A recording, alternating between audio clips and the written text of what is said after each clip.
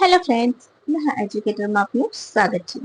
આજે હું તમારા માટે લઈને આવી છું 5મી સપ્ટેમ્બરના મહત્વના current affair top 5 point with PDF, જે તમારી આવનારી પરીક્ષામાં તમને ખૂબ ઉપયોગી થશે. પરંતુ એ પહેલા તમારે વિડીયોની શરૂઆતથી લઈને અંત સુધી જોવો જ પડશે, તો જ તમને વિડીયોના કન્ટેન્ટ અંગે માહિતી મળશે. ખરું ને? તો ચાલો ફટાફટ શરૂ કરી દઈશું, બિલકુલ પણ સમય બગાડ્યા વગર. પરંતુ જો તમે જીપીએસસી ની એક્ઝામમાં બેસવાનો હોય ડીવાયએસની, તો હું તમને એક સલાહ જરૂરથી આપીશ કે તમે મારા કરંટ અફેરના છેલ્લા 2 મહિનાના જે વિડીયો બનાવ્યા છે, છેલ્લા 6 મહિનાનું કરંટ અફેર, એ જરૂરથી જોઈને જજો. ખરેખર તમને એમાંથી પ્રશ્ન આવશે જ, એની હું તમને ગેરંટી આપું છું.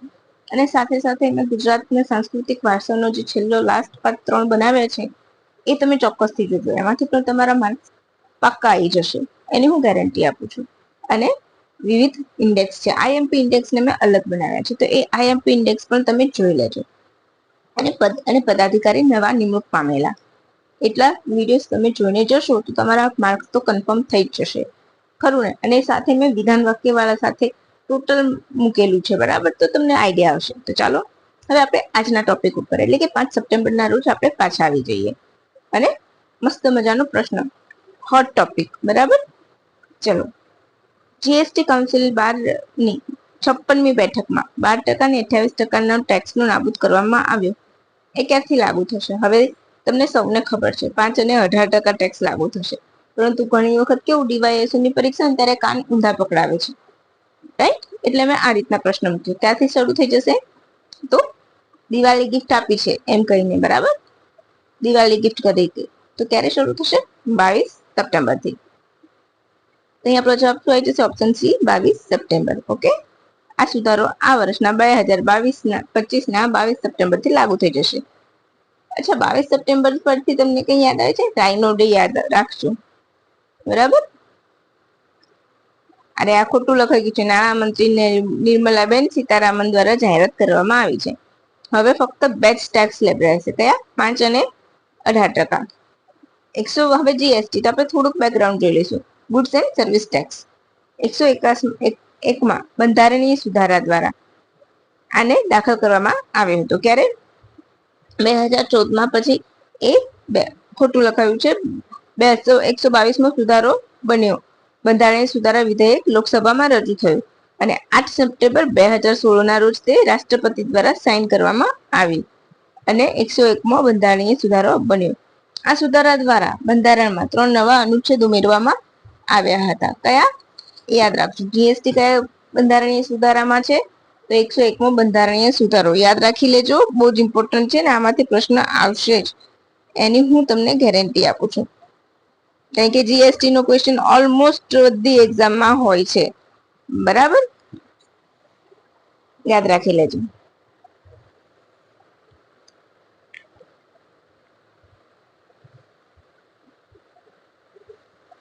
સાઇન ક્યારે થયા હતા? 8 સપ્ટેમ્બર 2016ના રોજ. રજૂ ક્યારે કરવામાં આવ્યો હતો? તો 2014માં. ક્લિયર? હવે તમને શું સસ્તું થશે ને શું મોંઘું થશે એની માહિતી મેં નીચે તમને ઇમેજ મૂકી છે, બરાબર? એમાંથી તમે એક વખત જોઈ લેજો. જેમ કે પનીર ને બધી વસ્તુ, ખાદ્ય ચીજો સસ્તી થઈ જશે, ઇલેક્ટ્રોનિક વસ્તુઓ મોંઘી થશે અને બેસ્ટ ટેક્સ સ્લેબ રહેશે. યાદ રાખી લેજો, 5 અને 18. પછી નવું નામ શું આપ્યું છે? તો નવા ટેક્સ સ્લેબને નેક્સ્ટ જનરેશન જીએસટી રિફોર્મ પણ કહે છે, રાઈટ?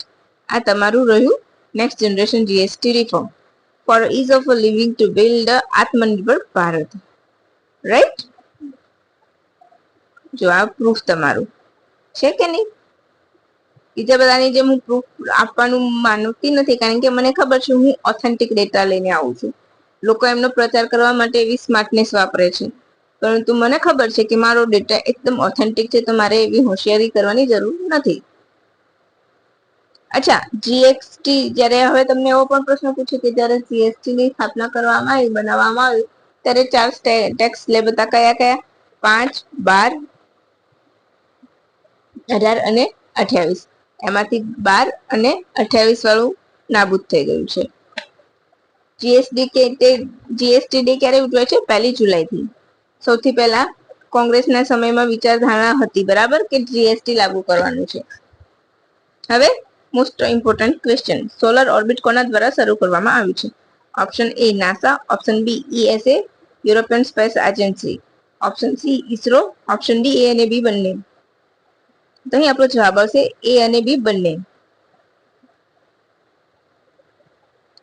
એ મિશન છે નાસા અને ઈસાનું, બરાબર. 2020માં લોન્ચ કરવામાં આવ્યું હતું એટલાસ 5 રેકોર્ડ વડે કેપ કેન્ડરવેલ યુએસએ થી. સૂર્યના 11 વર્ષીય જે ચક્ર છે, કોરોનલ માસ ઇન્જેક્શન્સ છે, એના વિશે માહિતી મેળવશે. 2020 થી 22 સુધી એને હજુ 300 થી વધુ ઇલેક્ટ્રોન બસ્ટર્સ રેકોર્ડ કર્યા છે. હવે આપણે અહીંયા ઈસરો આપ્યું છે, તો ઈસરો વિશે પણ માહિતી લઈ લઈશું કે શું ઈસરોએ સૂર્ય મિશન લોન્ચ કર્યું છે? Yes, Aditya L1. અને એના વિશે બહુ જ પ્રશ્ન પૂછાય છે, અને ખાસ કરીને જીપીએસસી ની ડીવાયએસઓની પરીક્ષાનો આ ફેવરેટ ટોપિક છે. તો L1 PSLV C57 થી હરિકોટાથી લોન્ચ કરવામાં આવ્યું હતું. ટોટલ 7 પેલોડ છે. પ્રથમ સૂર્ય મિશન છે. લેંગ્રેજ પોઈન્ટ 1 એટલે કે પૃથ્વી અને સૂર્ય વચ્ચેનો 1.5 મિલિયન કિલોમીટર દૂરનો વિસ્તાર. યાદ રાખજો, લેંગ્રેજ પોઈન્ટ વિશે બહુ જ પૂછાય છે. હવે 7 પેલોડ્સ કેવા છે? તો VELSC, એસ્પેક્સ, સૂટ, પાપા, સોલેક્સ, HEL10S જેવા પેલોડ્સ છે, બરાબર. હવે એના પછી એક બીજો અગત્યનો ક્વેશ્ચન કે હાલ SCO ની સમિટ થઈ, બરાબર. એમાં તિયાનજેન ઘોષણાપત્ર અપનાવાયું. તો એના વિશે તો મેં તમને ઓલરેડી કાલે માહિતી આપી છે. પરંતુ એ સિવાય ચીનની એક ભવ્ય મોટી મિલિટરી પરેડ યોજી છે, બરાબર છે. તેમાં કોણે ભાગ લીધો હતો? દેશના પ્રેસિડેન્ટે ભાગ લીધો છે. કયા કયા દેશના મુખ્ય, બરાબર? તો ભારત તરફથી ફક્ત ને ફક્ત રાજદૂત હાજર હતા. જવાબ મેં ફોડી કાઢ્યો. તો અહીંયા પણ આપણો જવાબ આવશે ઓપ્શન એ અને ડી બંને, બરાબર.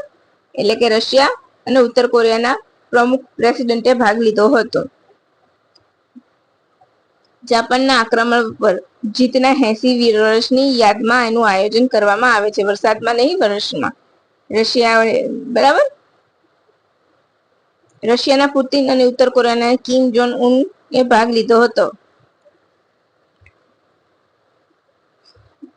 મુખ્ય હેતુ શું છે કે અમેરિકાના વધતા અસ્તિત્વને પડકારવા માટે, બરાબર. જે રીતના ટેરિફ ચાચા બની ગયા છે ટ્રમ્પ, બરાબર, એ રીતે. અને એક એવી વાત પણ કહેવાય રહી છે કે જે આ મિલિટરી પરેડ યોજાય તો એમાંથી ક્રિંક નામનું એક નવું સંગઠન બનશે, જે અમેરિકા સામે ઊભું થયું છે. તેમાં ચીન, રશિયા, ઉત્તર કોરિયા અને ઈરાન જેવા દેશોનો સમાવેશ થાય છે, બરાબર.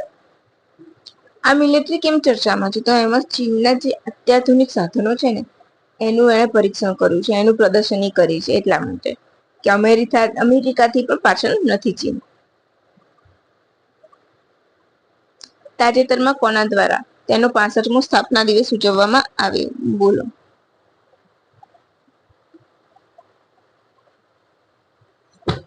તાજેતરમાં કોના દ્વારા તેનો 65મો સ્થાપના દિવસ ઉજવવામાં આવ્યો? National highway authority of India, NCERT, CBSE કે એક પણ નહીં? બોલો. તમને ખબર જ હશે, તમે તમારા પ્યારા વિદ્યાર્થી મિત્રો રિવિઝન કરતા હશો.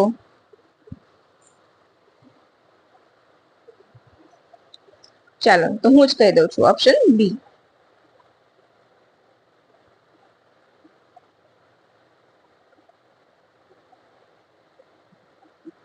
Right. National council of for education research and training, બરાબર. National council of education research and training, NCERT નું પૂરું નામ છે. 1961માં તેની સ્થાપના થઈ હતી. એનો મોટો યાદ રાખજો, વિદ્યા અમૃત શ્રુતે, પૂછાય છે, બરાબર. અહીંયા એમણે બાલવાટિકા નામની એક ટીવી ચેનલ પણ શરૂ કરી છે, બરાબર. હવે મોસ્ટ ઇમ્પોર્ટન્ટ, પોષણ સપ્તાહ તો 3 વખત ઉજવવામાં આવે છે. પોષણ સપ્તાહ, પોષણ પખવાડા અને પોષણ માસ. તો એમાં તમે બિલકુલ પણ કન્ફ્યુઝ ના થતા. એની સાથે સાથે હું તમને પોષણ યોજના અને પોષણ અભિયાન વિશેનો ફેર પણ તમને ખબર પડશે અહીંયાથી. યાદ રાખજો, પોષણ અભિયાન અને પોષણ યોજના, પોષણ સપ્તાહ, પોષણ પખવાડા, પોષણ માસ પોષણ યોજના અને પોષણ અભિયાનની વચ્ચેનો ફરક તમને અહીંયા ખબર પડશે. પહેલા તો ક્યારે શરૂ કરવામાં આવી હતી પોષણ સપ્તાહ ઉજવવાની? 2018, 1975, 1972 કે એક પણ નહીં? તો અહીં આપણો શું જવાબ આવશે? અહીં આપણો જવાબ આવશે ઓપ્શન સી, 1982 થી ઉજવાય છે. બરાબર. હવે પોષણ પખવાડા અને પોષણ માસ 2018 થી ઉજવાય છે. યાદ રાખજો. હવે 8મું સંસ્કરણ આવશે, એટલે કે જો 19, 20, 21, 22, 23, 24, 25, સોરી 7મું આવશે, મારાથી ભૂલ થઈ ગઈ. ઓકે, પ્રથમ વખત 18માં, પછી 19માં, પછી 20માં, પછી 21માં, પછી 22માં, પછી 23માં, પછી 24માં અને 25માં. 25મું એટલે 7 વર્ષ પૂરા થઈને 8મા વર્ષમાં મંગલ પ્રવેશ કરી લીધો છે. આ વર્ષની થીમ શું હતી? તો it right for a right better life. Okay. હવે માતામાં કુપોષણ, બાળકોમાં, માતાઓમાં કુપોષણ ઘટાડવાના અભાવે, પોષક તત્વોના અભાવે તેમજ આહાર નિયમન સંબંધિત બીમારીનો સામનો કરવા શરૂ કરવામાં આવ્યો હતો. પોષણ સપ્તાહ સરકાર દ્વારા નેશનલ ન્યુટ્રિશન વીક હેઠળ હેલ્ધી ટિફિન ડે, સ્વાસ્થ્ય શિબિર, એનિમિયા ચેકઅપ વગેરે પર ધ્યાન કેન્દ્રિત કરવામાં આવ્યું છે. પીએમ પોષણ યોજના હેઠળ બાળકોને પૌષ્ટિક ભોજન પૂરું પાડવાનો હેતુ છે. પીએમ પોષણ શક્તિ નિર્માણ પીએમ પોષણ યોજનાનું પૂરું નામ છે. અભિયાન આવશે ત્યારે પણ બદલાઈ જશે અને યોજના છે ત્યારે પણ બદલાઈ જશે. બરાબર. પોષણ શક્તિ નિર્માણ જૂનું નામ છે મિડ ડે મીલ. એટલે આપણે પહેલાના સમયમાં જે મિડ ડે મીલ હતું એને પીએમ પોષણ નવું રેપર પહેરવામાં આવ્યું છે. જૂની ચોકલેટ પણ વેચવા માટે નવી ચોકલેટની જેમ રેપર બનાવી દીધું 2021 થી. બરાબર. એમાં શાળાએ જતા 6 થી 14 વર્ષના બાળકોનો સમાવેશ થાય છે, જ્યારે પીએમ પોષણ અભિયાનમાં 6 થી 14 નહીં, પરંતુ 0 થી 6 વર્ષના બાળકોનો સમાવેશ થાય છે. ક્લિયર? પહેલો પોઈન્ટ ક્લિયર થઈ ગયો. પોષણ યોજના, પોષણ અભિયાન. પોષણ યોજનામાં 6 થી 14 વર્ષના બાળકોને પૌષ્ટિક ભોજન પૂરું પાડવાનો હેતુ છે. પીએમ પોષણ અભિયાનમાં પણ એ જ હેતુ છે, પરંતુ એમાં 0 થી 6 વર્ષના જન્મેલા બાળકથી, નવજાત બાળકથી લઈને તે 6 વર્ષ સુધી થાય ત્યાં સુધી, એટલે કે એમાં 1000 શરૂઆતના દિવસોને આવરેલું છે. બરાબર. પછી ICDS integrated child development service 10મી પંચવર્ષીય યોજના દરમિયાન 1975માં લોન્ચ થયું હતું. એનો હેતુ શું હતો? ધાત્રી માતાઓ, એટલે કે જે બાળકો પોતાના બાળકને સ્તનપાન કરાવતી માતાઓ, સાદી ભાષામાં, અને ગર્ભવતી મહિલાઓને પૌષ્ટિક ભોજન પૂરું પાડવું. ગર્ભવતી મહિલા હશે તો એના બેબીને ગર્ભમાં પોષણ મળશે, અને ધાત્રી માતા, સ્તનપાન કરાવતી માતાને એના માતાના દૂધ દ્વારા એના બાળકના દૂધમાં પૌષ્ટિક આહાર જશે. એટલા માટે પોષણ પખવાડા ઉજવાઈ ચૂક્યું છે. પોષણ સપ્તાહ 7મી પૂરું થઈ જશે. 8 થી 22 એપ્રિલ ચાલ્યું હતું. મુખ્ય 4 બાબતો હતી પોષણ પખવાડામાં. યાદ રાખજો. બાળકોના જીવનના શરૂઆતના 1000 દિવસો પર ધ્યાન આપવું. પોષણ ટ્રેકર એપ લાભાર્થી સુધી લઈ જવી. CMAM દ્વારા કુપોષણ પર ધ્યાન કેન્દ્રિત કરવું, એટલે community based management of actual માલન્યુટ્રિશન. માલન્યુટ્રિશન એટલે કુપોષણ. બાળકોમાં ઓબેસિટી દૂર કરવી અને સ્વસ્થ જીવનશૈલી અપનાવવી. પખવાડા વખતે આ એના હેતુ હતા, જે માસમાં પણ ઇન્ક્લુડ રહેશે. પોષણ માસ આ જ મહિનામાં સપ્ટેમ્બર મહિનો પોષણ માસ તરીકે ઉજવાશે. કેન્દ્ર સરકાર દ્વારા 12 સપ્ટેમ્બર થી 11 ઓક્ટોબર સુધીની શરૂ જાહેર કરવામાં આવી છે. એમાં બાળક ગ્રોથ મોનિટરિંગ કરવું, એનિમિયા નિવારણ કરવું, કોમ્પ્લિમેન્ટરી ફૂડ પ્રોવાઈડ કરવું, પોષણ બી પઢાઈ બી, એ બધું એમાં આવશે. પીએમ પોષણ અભિયાનમાં 6 વર્ષથી ઓછી ઉંમરના બાળકો ધરાવતી માતાઓને અને ગર્ભવતી સ્ત્રીઓને આ યોજનામાં આવરી લેવાય છે. પીએમ એટલે તો તમને ખબર છે, prime minister overarching scheme for a holistic nourishment એનું પૂરું નામ છે. બરાબર. PM overarching scheme for holistic management રાજસ્થાનના ઝુંઝુનુ જિલ્લામાંથી 8 માર્ચના રોજ 2018 ના રોજ લોન્ચ કરવામાં આવી હતી. કુપોષણ હટાવવાનો 6 મુખ્ય સ્તંભ છે. એના પોષણ અભિયાનના મુખ્ય 6 સ્તંભ છે. બાળકો ગર્ભવતી મહિલાઓ અને સ્તનપાન કરાવતી માતાઓનું રિયલ ટાઈમ મોનિટરિંગ કરવું, વિવિધ મંત્રાલયે ભેગા થઈને આ હેતુ પાર પાડવો, ગુડ ગવર્નન્સ માટે ટેકનોલોજી વાપરવી, પોષણ ટ્રેકર, કેલ્ક્યુલેટર, સેમ એટલે કે સર્વર એક્યુટ માલન્યુટ્રિશન, મેમ એટલે મોડરેટ એક્યુટ માલન્યુટ્રિશન શોધવા, જનજાગૃતિ ફેલાવી અને આ લોકોને આ અભિયાનમાં જેમ બને એમ વધુ જોડી લેવા. અને આંગણવાડીની બહેનોને આ બધા જ જે ટ્રેકર એપ છે, મોબાઈલના હાઈટેક ઇન્સ્ટ્રુમેન્ટ છે, એ બધા માટે ટ્રેન કરવી. તો આટલા હેતુ હોય છે પોષણ અભિયાનમાં. અને પોષણ યોજના એ મિડ ડે મીલ યોજનાનું જૂનું નામ છે. બિલકુલ પણ કન્ફ્યુઝ ના થતા, મિડ ડે મીલ યોજનાનું જૂનું નામ છે. હવે તમને ખ્યાલ હોય તો તમે મને કહેશો કે મિડ ડે મીલ યોજના ક્યારે શરૂ કરવામાં આવી હતી?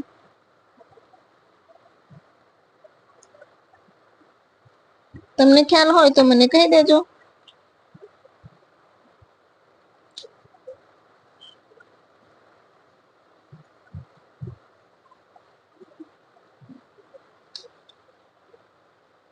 મિડ ડે મીલ યોજના ક્યારે શરૂ કરવામાં આવી? ખ્યાલ છે? મધ્યાહન ભોજન યોજના ગુજરાતીમાં આપણે કહીએ છીએ. શું કહીએ છીએ? મધ્યાહન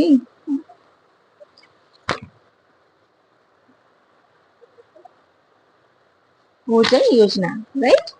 પૂરું નામ શું છે? મધ્યાહન ભોજન યોજના પૂરું નામ છે, યાદ રાખી લેજો. ક્યારે શરૂ કરવામાં આવી છે એ તમારે મને કહેવાનું છે.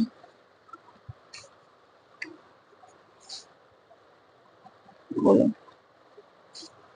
અમુક યોજનાઓના નામ છે ને તમારે મોઢે કરીને જતા જ રહેવાનું, કે ગમે ત્યારે પૂછાય જ છે. બરાબર? ચાલો, તમારે મને કહેવાનું છે.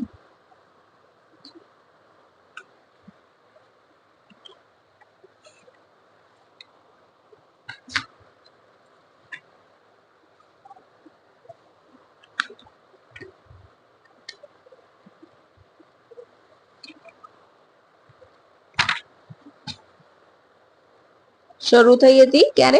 સૌપ્રથમ તમિલનાડુમાં શરૂ થઈ હતી, એ યાદ રાખજો. બરાબર? પછી 2001માં જાહેર કરવામાં આવી હતી, પરંતુ અમલીકરણ 2004માં થયું હતું. યાદ રાખી લેજો. અક્ષય પાત્ર ફાઉન્ડેશન એના માટે કામ કરે છે, એ પણ તમે યાદ રાખી લેજો. બરાબર? હવે થોડાક ઇમ્પોર્ટન્ટ આપણે જોઈ લઈશું. 4 સપ્ટેમ્બર રાષ્ટ્રીય વન્યજીવ દિવસ ઉજવાય છે. ક્લિયર? અને આ માહિતી એક વખત જોઈ લેજો. બરાબર? ભારતના બીજા વડાપ્રધાન સર્વપલ્લી રાધાકૃષ્ણની યાદમાં શિક્ષક દિવસ ઉજવવામાં આવે છે. રાષ્ટ્રીય શિક્ષક દિવસ. આ વર્ષની થીમ શું છે? તો inspiring the next generation of learners. અને વિશ્વ શિક્ષક દિવસ પૂછે તો 5મી ઓક્ટોબર. હવે આ તમારું અહીંયા આજનું કરંટ અફેર પૂરું થાય છે. સાથે સાથે કરંટ વિથ જીકે હું કરાવું છું, બધાની જેમ રાડો પાડીને નથી કહેતી, રાઈટ? એ તમે ભણતા હશો, જે રેગ્યુલર મારો વિડીયોઝ જોતા હશે અને ખબર હશે કે હું કરંટની સાથે સાથે જીકે પણ ઘણી બધામાં કવર કરાવું છું. અને જ્યાં જ્યાં જરૂર હોય છે ને ત્યાં જ, બીજા બધાની જેમ નહીં વગર કારણનું ઘુસાડી દેવાનું અને બોલવાનું કે હા અમારું બેસ્ટ છે, અમે કરંટ વિથ જીકે કરાવીએ છીએ. અરે ભાઈ, જ્યાં જરૂર છે ત્યાં કરાવો. વિડીયોને બિનજરૂરી લેન્થમાં લઈ ના જાઓ. બરાબર? તો આ, અને હા, હવે છેલ્લે તમને એક રિક્વેસ્ટ કરીશ કે જો તમને આ વિડીયો ગમ્યો હોય ને તો આ વિડીયોની લિંક તમારા મિત્રો સાથે જરૂરથી શેર કરજો. અને મારી ચેનલને સબસ્ક્રાઇબ કરવાનું ભૂલતા નહીં. બસ એટલું જ હું તમને છેલ્લે કહીશ. બાકી તમારી મરજી, ખરું નહીં? ચાલો ત્યારે હવે રજા લઈશું. Thank you for watching my video and have a good day friends. By.